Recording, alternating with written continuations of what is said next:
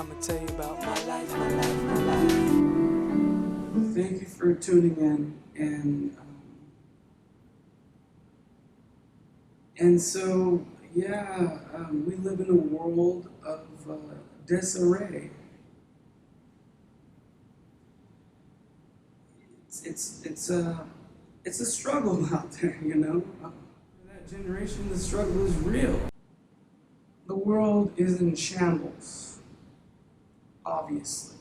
If you've watched the news and if you are aware,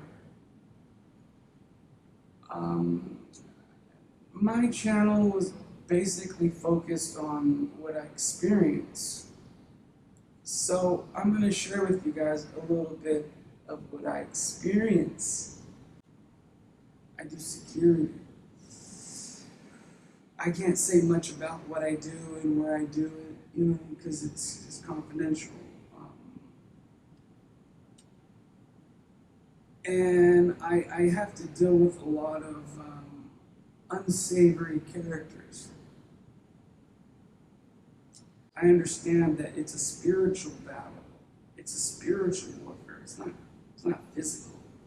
We have to get, you know, real with ourselves and, you know, really down to earth, as they call it, you know. And I don't want war. I don't want slaughter.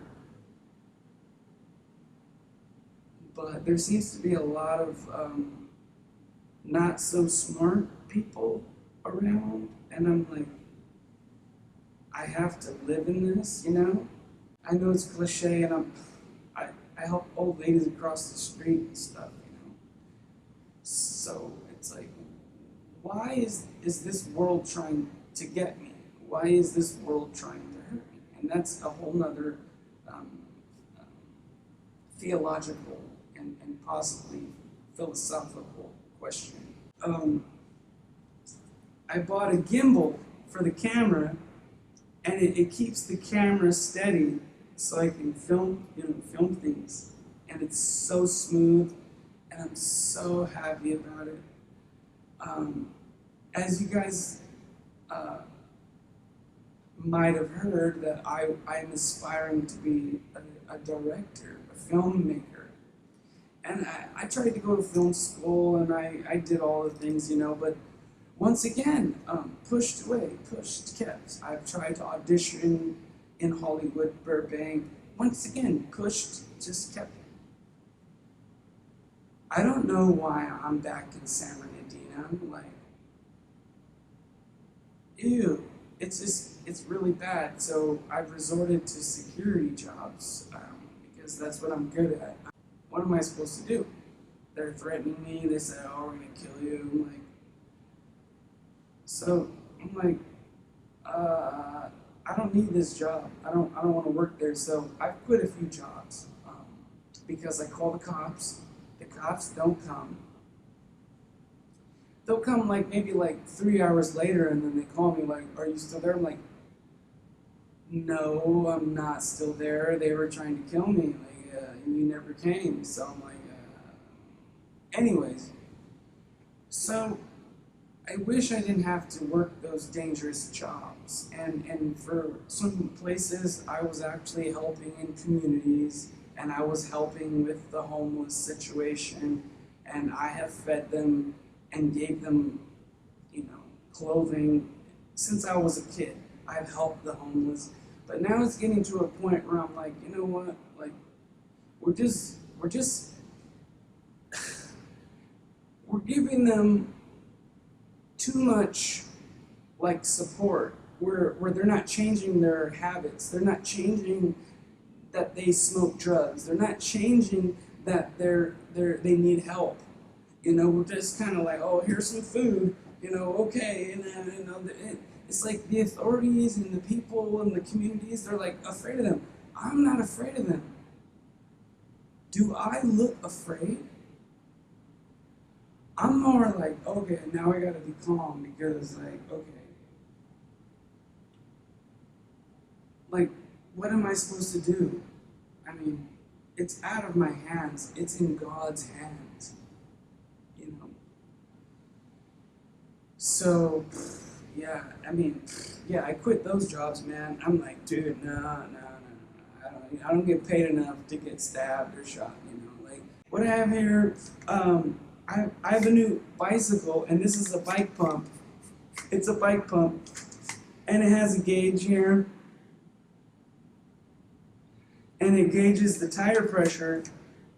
So what I did is I put some of that stuff in the tire so that if I do get like a puncture, because man, these people, they throw glass all over the sidewalk. So I can't even ride a bike without your tire getting punctured. Like these homeless people are crazy, you guys. Do you guys realize that? Like I deal with it every day. I have to go through it every day. And then they pee and poop everywhere and there's vomit. And it's just disgusting. And now they're walking around with bats and dogs. It's like, really? Come on. I'm trying to go to work. This is America, 2022. And it's like, yeah. It's like, really? Like, come on, guys. Like, what am I supposed to do? And, yeah, I'm not really going to be talking to, like, too much people, you know. And I'm sorry for you out there that I don't come and see and I don't talk to. I'm staying out of everything, man. It's really not my fight. It's up to God. And I don't have my wings yet. I can't be able to, shing and fight the battle, I'm just a human being, And I'm getting hit. Places that I go, constantly just harassed. Places I go, they don't have any healthy food. And like, I keep these wipes and I have to constantly, because everything is just like filthy. And I know I've explained in a few videos, I'm a germaphobe. But is that a bad thing? I don't see it as a bad thing. I see it as a smart thing. I'm not scared, I'm prepared, and I'm smart. So when I touch things, I'm like, ew, I'm like this guy is filthy, or this door handle is nasty. It's like, I'm not scared of it, like, oh my God, I have nightmares of a door handle. No, I just like handle the situation, I'm like, yeah, gonna do this, and I'm gonna touch this with this, and throw this away. Like, not a big deal. But people around me are like, oh my God, you're like a germaphobe. I'm like, yeah, and we need more intelligent people. I see a lot of people having a lot of kids, and I'm like, why are they able to reproduce?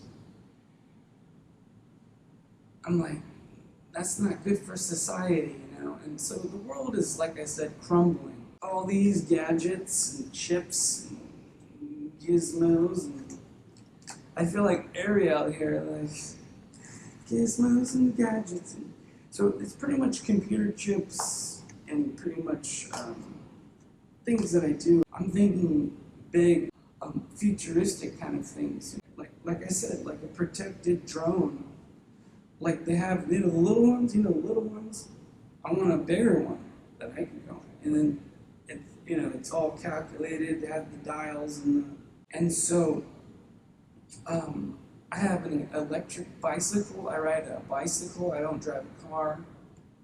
I hope one day to find a beautiful wife and have kids and have a castle away from everyone.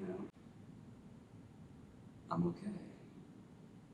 So thanks for tuning in, you guys, and I hope you're all well. And I hope, even if it's going bad out there, just know God's to the rescue, like help is on the way, dear.